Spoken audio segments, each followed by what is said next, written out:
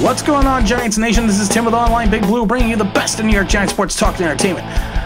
I'm getting messages and stuff from Twitter and all the other things about what the Giants should do for free agency and the wide receivers. You need to do a video about the Giants in the wide receiver position. And I was like, you know what? I am finally going to break down and do a video for the Giants in the wide receivers. I personally feel that the Giants should stay away from the wide receiver position in free agency unless they are going to a secondary level receiver for depth. But I think they should find their guy in the draft. I'm not enamored with a lot of the players, but you know what? There are some interesting ideas being bandied about who the Giants should go after. I personally think the kid in Detroit is going to stay in Detroit. He's come out multiple times saying that he does not want to leave the Lions, and I have a feeling the Lions are going to use the franchise tag on that 27-year-old. And beyond that, Will Fuller would have been interesting, would have been very interesting, but the whole PED thing kind of frightens me with him because you're one step away from being suspended from an entire season. So there's other players out there, and there's three names that people bandy about, and I'm calling them the good, the bad, and the interesting. So let's start with what I feel is the bad. Oh, since last season when the Titans did not pick up the fifth year on Corey Davis, all we hear about it is the Giants need to sign this 6'3", 210-pound wide receiver out of Western Michigan, 27 draft, first round, 5th overall. We have to sign him. We have to go after him. We have to trade for him. You know what? Corey Davis is an interesting prospect. And he shouldn't be a prospect anymore because he has been in the league now for 4 years. Has he fulfilled that 5th overall potential? Hell no. Not even close. I mean, he has been a quandary wrapped in a riddle for the Titans. That's why the Titans basically declined the option on him. I mean, he's just a guy, he's frustrating. He has the talent, he has the size, he has the ability, he has the speed. The only problem is when you look at him in reference to being a playmaker, it's not there. You don't look at him, you don't look at his last 4 seasons and goes, wow, that guy really turned around. This guy's a playmaker. No, I mean, he's averaging 13 yards a catch, which is fairly respectable if you look at it that way. But if you look at it, it's 11. He's averaged 11, 13, 14, and this year was his highest at 15.7. But if you take a look at his longest receptions, in 4 years, his longest reception was this season for 75 yards. Beyond that, it was 37, 51, 38, and 50. And he has 11 total touchdowns in 4 seasons. You are going to be paying this gentleman off of potential. And you are hoping that the potential that he has is going to click with Daniel Jones. And that's the problem. I can't see my time investing all this money into Corey Davis, where the guy has played in 54 games, has only started 46, and only has 202 receptions for 2,812 yards. With 11 touchdowns. I'm not enamored with those stats. You are going to have to hope that he is the real deal for Daniel Jones. If not, then we basically have wasted our money, and we're going to have to give this guy guaranteed cash on this receiver. If he showed more flashes of big play capability, I would be more apt to signing him and giving. Now, if he wants to come here on the cheap, I am more than happy to let him come here on the cheap. But if he is looking for that big bucks, that big money, I don't, as a Giant fan, want to see them give that money to this guy. And people are going to say, well, he's played in the system and with the Titans, and he's only 26 years old, and he's 6'3", he's the big body receiver we wanted. He's the Plexico burst that we stole from the Steelers. No, he's not. I mean, I should rephrase that. He has not shown it yet. And the other problem is, and it's just rumors, they are saying that, in Tennessee, that he is not the easiest person in reference to grasping the playbook. He struggles at time with the playbook. and going into his 5th season, you don't really want to hear that. But it is what it is. But like I said, I am not enamored with. Yes, he's a big body. He has all the potential in the world. If he wants to come here on a short 2-3 year deal and he wants to come here on the cheap, I am all down for that. But you know what? You are paying for potential, and when the potential is he has never gone over 950 yards in a season, I'm not enamored with that. He's not. I mean, he's missed some games, but I'm not going to say he's injury prone. He missed some games with COVID. His brother passed away with cancer, so he did elect to play with that. So I mean, but it's just, I'm just not seeing it. I'm not feeling it. It's a risk that the Giants, with their cap space situations, cannot afford to take. Now, the good out of this whole thing is going to be, of course, Allen Robinson. Allen Robinson, man, I feel sorry for this dude. I really do. Because he is honestly, in his entire NFL career, really have not played with a good quarterback. I mean, really, he hasn't. And this guy was drafted in 2014, second round, 61st overall, 6'2", 216 pounds. He is 27 years old. But he's never played with a quality wide receiver. But he's had these big years. He's had these big seasons.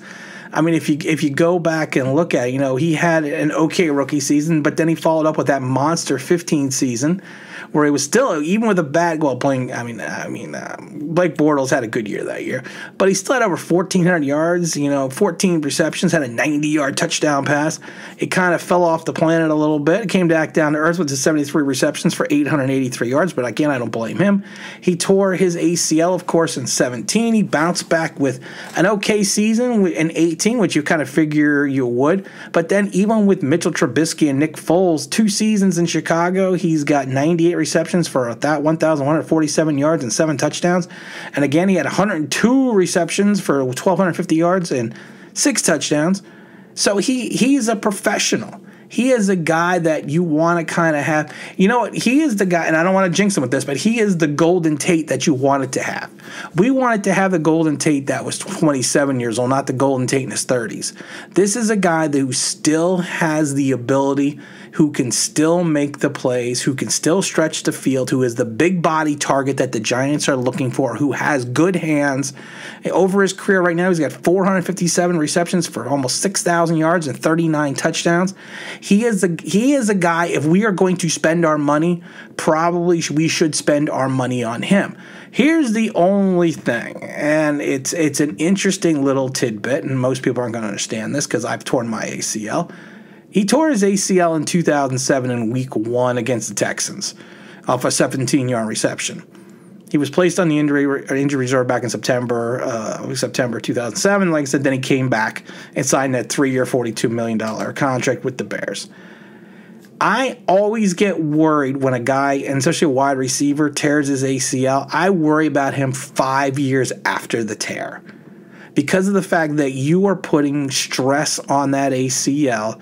And normally, I'll tell you right now, within that 5th year of playing, you are if the surgery was 100% successful, you should not have an issue. But within the 5th year after your ACL tear, that's when you start having issues. And I can speak to that to experience. And I wasn't even playing anymore. But I had ACL repair, then I had ACL replacement, and I had ACL replacement 5 years after the original surgery. So it's just one of those things. I actually spoke to someone who is a sports physician who actually used to be the team doctor for the Knicks, and it was funny because he's the one that did my surgery. And I spoke to him years ago about this, and he usually said, that 5 years after the initial ACL tear, you need to be observant of what's going on in your knee. So I mean, it's not a proven medical fact. I'm just telling you that's what I have heard. And that's what I've experienced. Now, the interesting out of all this is going to be Juju Smith-Schuster.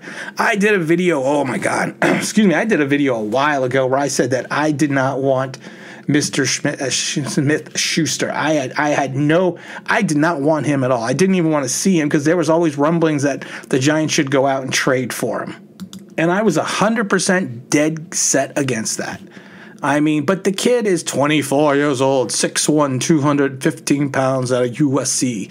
Second round pick, 62nd overall. He's been with the Steelers since 17. He's I don't want to call him a knucklehead because I don't think he's a knucklehead. I just think he's very he's unique. You know, I think that's a good way to put it. Not in a bad way, not in an Odell way.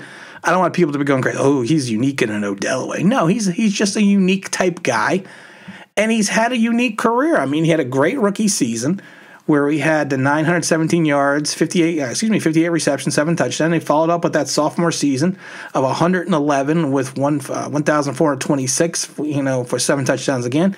And then he kind of had a weird 19, you know, where it was just kind of a weird season for him. It was the whole Antonio Brown thing, being traded to start the season. It was just a weird year. And then he came back this year with a good season. The problem is he had 97 receptions for only 813 yards for 8.6 yards. He should have just been a running back, but he did have 9 touchdowns for Big Ben. And, you know, he's just, and plus he had the whole TikTok fiasco thing prior to the road game. You know, so, you know, I'm not going to get into the whole that. Like I said, he's a unique guy. He's not an Odell guy.